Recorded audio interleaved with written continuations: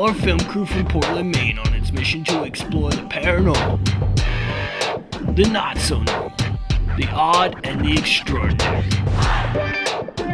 In the new adventure in reality television, Strange Attractors.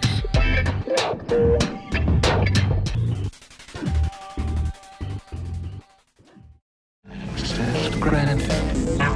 4, 3, 2, 1.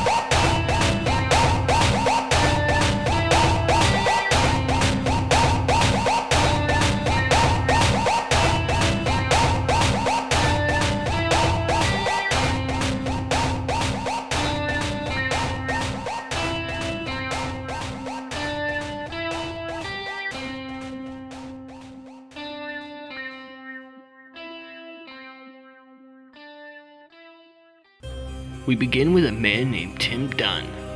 Hi, my name is Tim Dunn, and we're here at Fright Kingdom in Nashua, New Hampshire. Building demolitions expert. My regular job is I'm a demolition contractor. I tear buildings down, complete rip downs. An evil engineering genius behind Fright Kingdom, New England's premier haunted house attraction. Yeah, we actually built everything that you see here, except for the animatronics. A lot of those are bought from industry-specific companies. Tim's horrific exhibit is 20,000 square feet of creepy critters, diabolic demons, willy wizards and manic mentalists, real Victorian-era vampires, psychic readers. Oh yes, and blood-curdling clowns in Fright Kingdom's Psycho Circus. So Tim, what do you have to say about your creepy creation? Our first haunted house is your standard, typical haunted house, you know what I mean? It's themed after Victorian era. Our second haunt is a Psycho Circus in 3D, where you wear chroma-depth glasses and you put them on, and the artwork there literally jumps off the wall, and when you walk on it or when you try to touch it, it feels like your hands are actually sinking into the wall. We're in 20,000 square feet here. We have 2 standalone haunted attractions. We have live animals. We have a 17-foot albino Burmese python. We have 400 live tarantulas in our tarantula tunnel as you walk through. We opened September 26th and 27th. It was pouring both nights. And being that we're all indoors, we had record attendance the very last weekend of September. What we do though when I do my demolitions is a lot of the old looking wood that you see around here, we've recycled off of our projects, you know, buildings that are slated to be torn down and thrown into the landfill. You know, we save little bits and pieces of old wood and we incorporate it onto the attraction, and it helps add even more detail. So here at Fright Kingdom, we keep it green. A huge staff of about 65 people here, many of which are volunteers that come from all walks of life. We have people that work at Fidelity, we have people that work at the hospital, just all kinds of great folks that love horror and Halloween, and you know, they all come together, and you know, we pretty much become a family, you know, 65 if you will. You know, we all go places together. Like last night, we all went to another haunted attraction. We all travel as a group, and we go visit all the other haunted attractions around the area and, you know, see what everybody else is doing. And we here at this attraction, we work on it year round. Every other attraction in the state is taken apart and put away. We occupy this building 365 days a year, so in the off season, we all come as a group and, you know, we work on here, we change things. Like this year alone, we'll probably changed everything 65% from what it was last year, which is, you know, pretty major. You know what I mean? Most haunted attractions change about 25% a year, just to keep it fresh for the customers, as people come back, so there's something new for them to see when they come. Oh, well, you know, there's a lot of companies within the industry. Within this industry, just like any other industry, there's an industry trade show that they have every year. Last year was in Las Vegas, and years before it's always been in Chicago. But you know, all haunted houses, all major haunted houses from across the country convene to this location. They do it, you know, 300,000 square foot trade show with vendors from all over the country that, you know, specifically make products for this industry. And you know, they have classes there, and they, you know, it's just like any other industry. It's pretty big business. You know, Halloween is the second, you know, biggest holiday of all, only behind Christmas. Closing in on $8 billion a year. To truly experience the terror of Fright Kingdom, you'll just have to come down to Nashua, New Hampshire. But you better hurry. The hauntings end November 1st.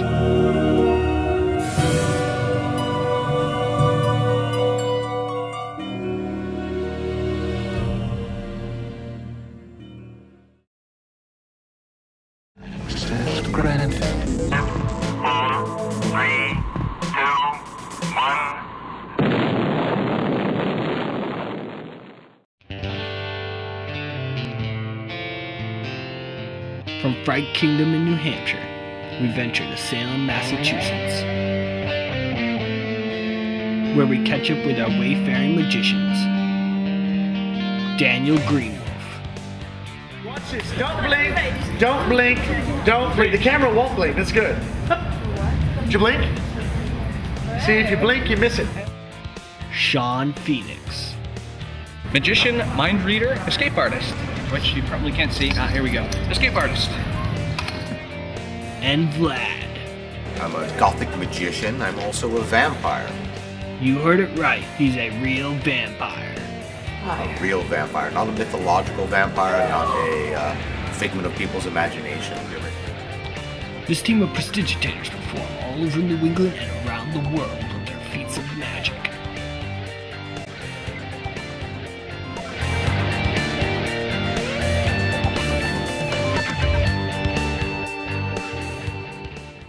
When you're working on the street, or even in some of the smaller theaters that we work in, it's right there. It's right in your face. It happens slowly. It happens deliberately. It's magic. But my style of magic, I said I call it Bardic magic. It's based on the idea of the ancient style bards. They told stories, sang songs, performed magic, brought the news of the day to the people. They were traveling wanderers. Mentalist is someone who can pluck the very thought out of your mind. And the cameraman right now is thinking, no way. You get impressions, you get thoughts. It's sort of the truest form of magic there is, which is a fantastic thing. I learned that mostly because it was real for me.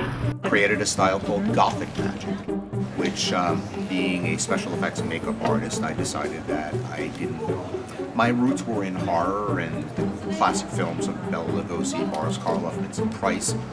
So I wanted to interweave the mystique and suspense and horror of horror films into magic, because I wasn't really enthralled with the just here's, pick a card, here's your card, now it's gone. When you're performing outside, they didn't come out here to see you. They're seeing you, but they didn't come to see you. So you've got to be more entertaining than what they were previously supposed to be doing, which for us is very easy. And I find that strange. But at the same time, it isn't what they went out to do. So you've totally shifted their perspective right there. We go through life and everybody's trying to monitor how much time they have to spend in places. So I wanted to make it sort of mini vignettes. So each of the magic performances was a beginning, a middle, and an end. So that it was theatrically framed where everything would fit together within a storyline and the magic would unfold during the storyline rather than just me being there saying, let me show you how cool I am. It's kind of funny. It sort of happened as a development. We had a spot inside, and well, the fire marshal and building planner and everything, it didn't work out up to code, so we had to take it to the street. And a few of us had never done that, myself included.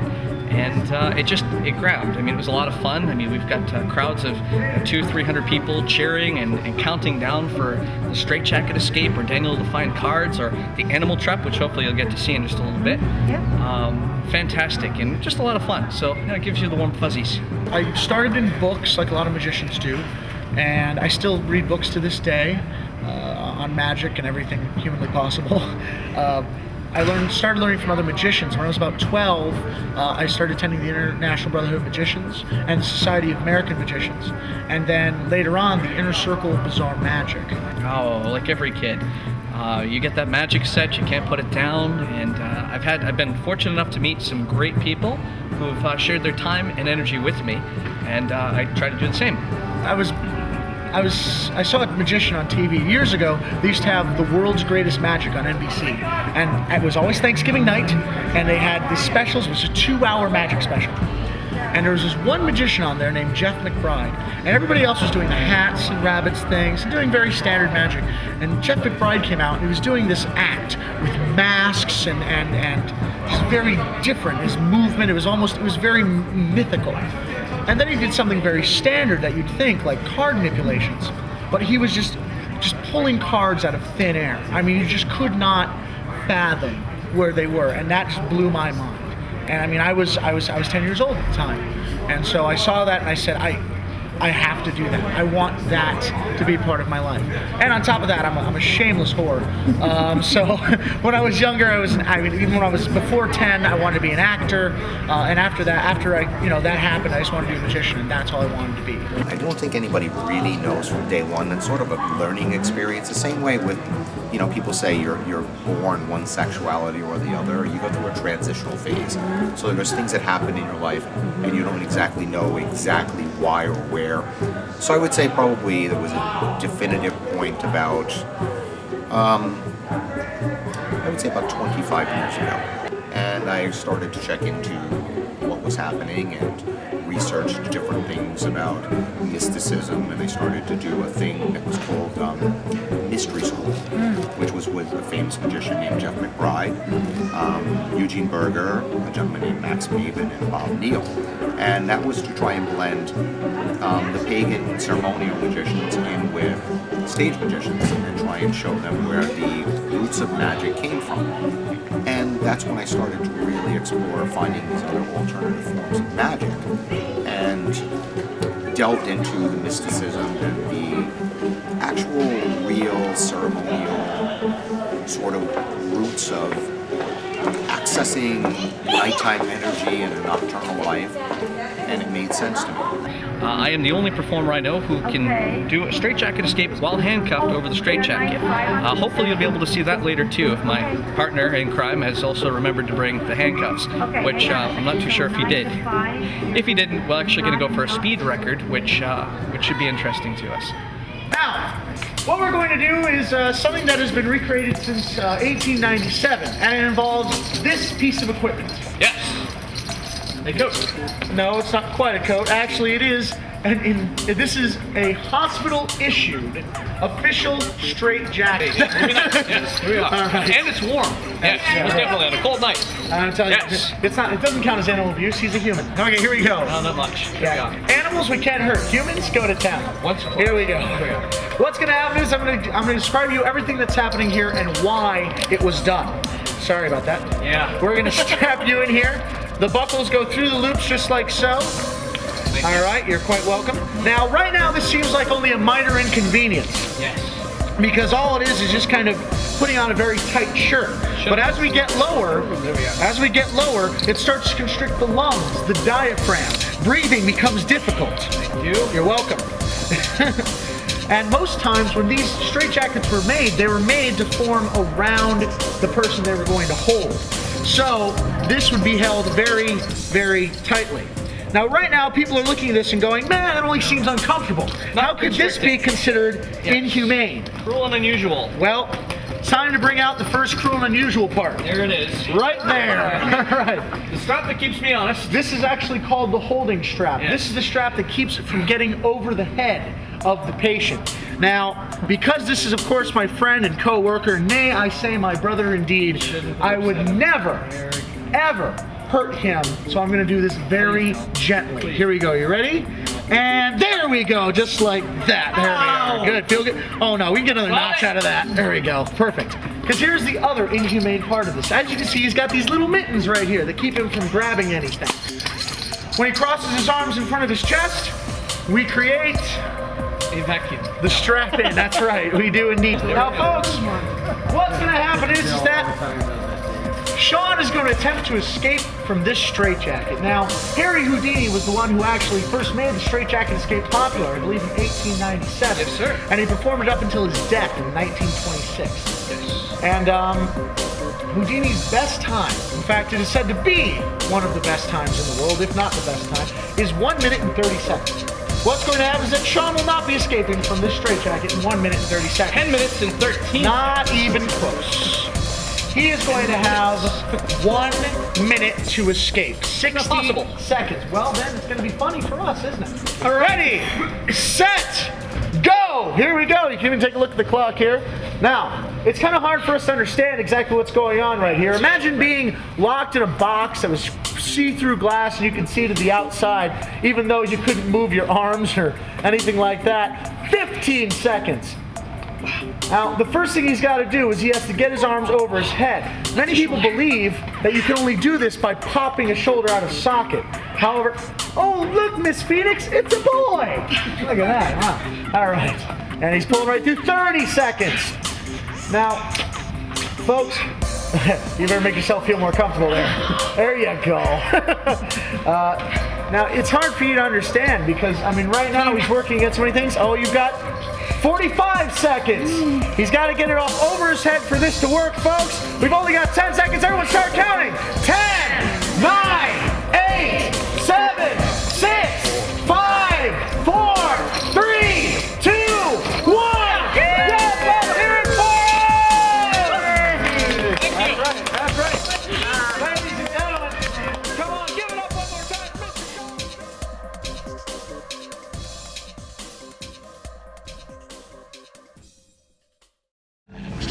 Granted. 4, 3, 2, 1.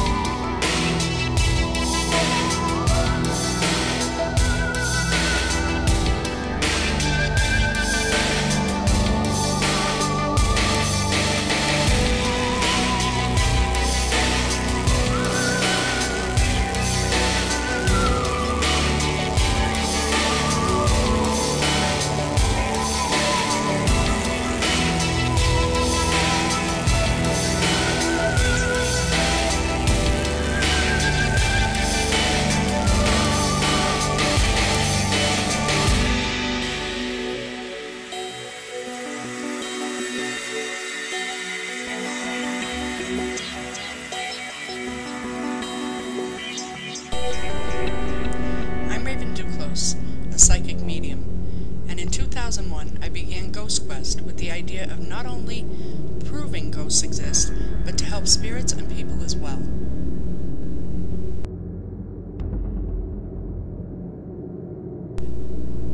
I am Becca Boyd, a psychic medium. I joined Ghost Quest 7 years ago on a mission to help the dead and the living. I'm Katie Boyd, a demonologist and occult expert. I joined Ghost Quest 6 years ago to find out just what is behind that sound which goes bump in the night.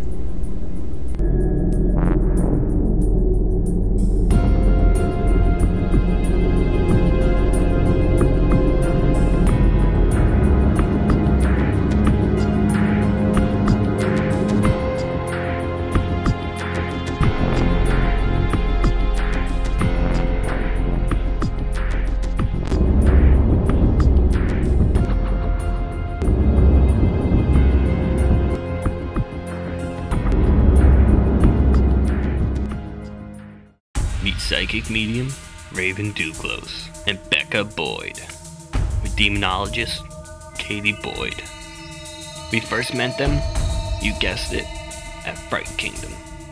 We met up with them again in the very haunted Valley Street Cemetery in Manchester, New Hampshire, while strolling in the serene pathways between tombs, mausoleums, and gravestones. We learned about their harrowing history as high-tech women ghost hunters.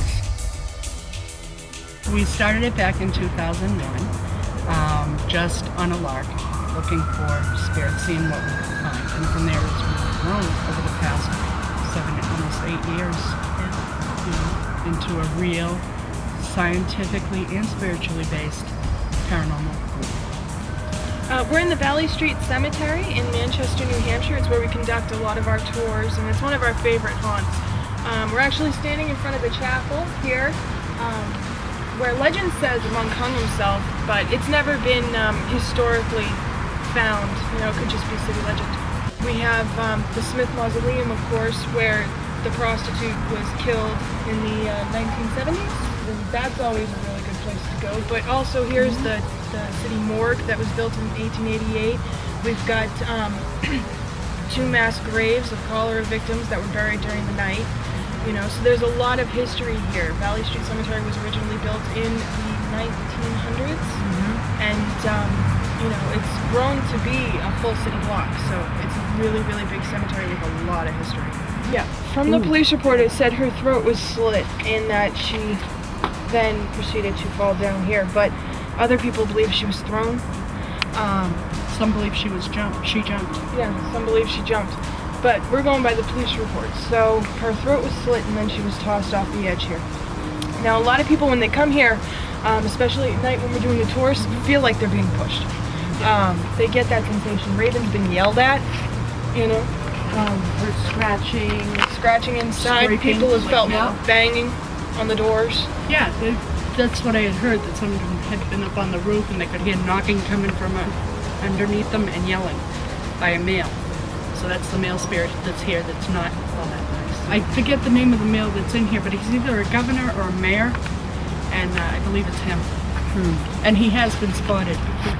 People have been able to describe him to a T, this guy, and it's really kind of creepy when they do, because a lot of times when you get full apparitions like that, it's really easy to go back into history, especially with people who are as prominent as governors, mayors, things like that, and get pictures of these people. And we've had people describe to us this person, and we've matched it to people who are buried in here or in the cemetery itself. Absolutely.